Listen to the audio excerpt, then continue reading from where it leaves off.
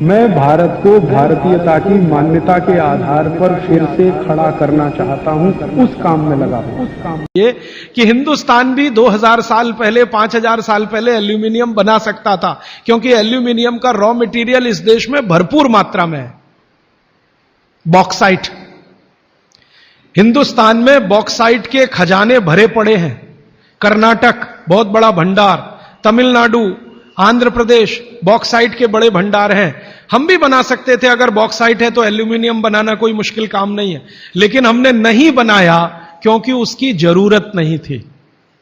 हमको जरूरत थी मिट्टी की हांडी की, इसलिए हमने मिट्टी की हांडी बनाई और उसी पर सारे रिसर्च और एक्सपेरिमेंट किए। इसलिए कुम्हारों की एक पूरी की पूरी जमात इस देश में खड़ी की गई कि तुमको भैया मिट्टी के ही बर्तन बनाने हैं।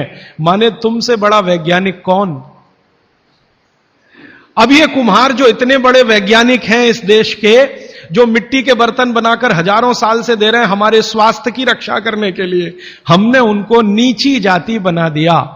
हम कैसे मूर्ख लोग! वो नीचे कहां है जरा बताइए। अगर प्रेशर कुकर की कंपनी जो बना रही है प्रेशर कुकर वो ऊंचा आदमी है, तो ये कुम्हार नीचा कैसे हो गया? ये ऊंचा नीचा हमने डाल दिया इस देश में, इसी ने देश का सत्यानाश कर दिया। ये ऊंचा नीचा कुछ तो अंग्रेजों ने डाला, कुछ अंग्रेजों के पहले जो मुसलमान थे उन्होंने डाला, और कुछ अंग्रेज और मुसलमानों के जाने के बाद हम काले अंग्रेजों ने इसको ऐसा पक्का बना दिया कि कुम्हार इस देश में बैकवर्ड क्लास है। जो सबसे बड़ा वैज्ञानिक काम कर रहा है मिट्टी के बर्तन बना बनाकर आपके माइक्रो न्यूट्रिएंट्स को, आपके सूक्ष्म पोषक तत्वों को कम नहीं होने देने के लिए मिट्टी का सिलेक्शन करता है वो। आपको मालूम है हर एक मिट्टी से बर्तन नहीं बनते। एक खास तरह की मिट्टी है वही बर्तन बनाने में काम आती है, और एक खास तरह की मिट्टी है जो हांडी बनाती है, दूसरे खास तरह की मिट्टी इसमें कुल्हड़ बनता है, तीसरे खास तरह की मिट्टी में कुछ और बनता है। ये मिट्टी को पहचानना कि इसमें कैल्शियम ज्यादा, इसमें मैग्नीशियम ज्यादा इसलिए हांडी इससे बनाओ, और इसमें कैल्शियम मैग्नीशियम कम है इसलिए इसका कुल्हड़ बनाओ, ये तो बहुत बहुत बारीक और विज्ञान का काम है। ये सब कुम्हार कर रहे हैं, हजारों साल से कर रहे हैं, बिना किसी यूनिवर्सिटी में पढ़े हुए कर रहे हैं। तो हमें तो वंदन करना चाहिए, उनके सामने नतमस्तक होना चाहिए। कितने महान लोग हैं। दुर्भाग्य से सरकार की कैटेगरी में वो बैकवर्ड क्लास में आते हैं।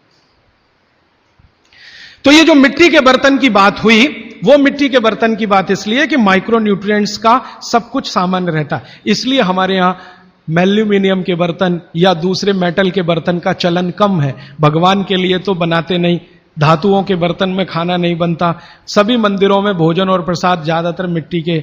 तो आप भी कर लीजिए ये काम, प्रेशर कुकर निकालिए, मिट्टी की हांडी ले आइए। तो आप कहेंगे जी दाल देर में पकेगी, सिद्धांत ही वही है दाल का, तो जो देर में खेत में पकी है वो देर में घर में भी पकेगी। तो आप बोलेंगे फिर टाइम मैनेजमेंट कैसे होगा? मैं आपको सरल बता देता हूं।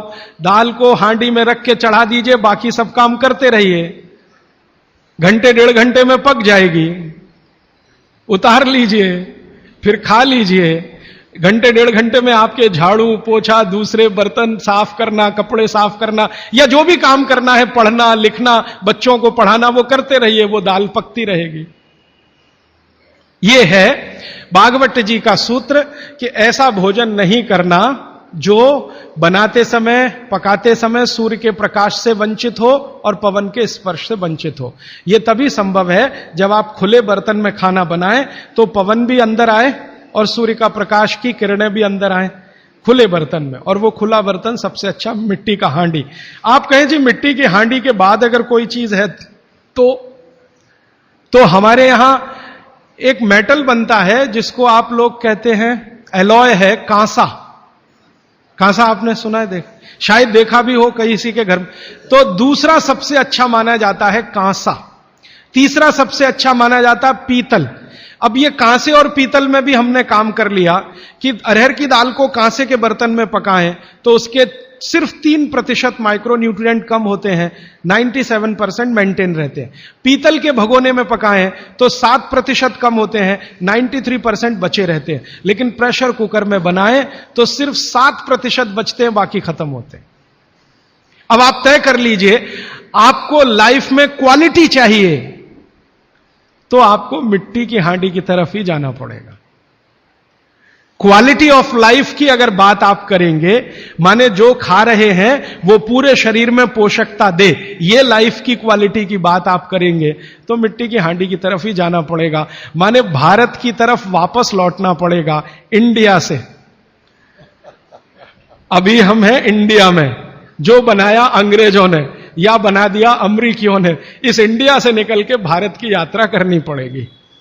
और मैंने पिछले 1-2 वर्षों में ये बातें गांव गांव में कहना शुरू किया है, तो इसका परिणाम पता है क्या, कि कुम्हारों की इज्जत बढ़ गई है गांव में।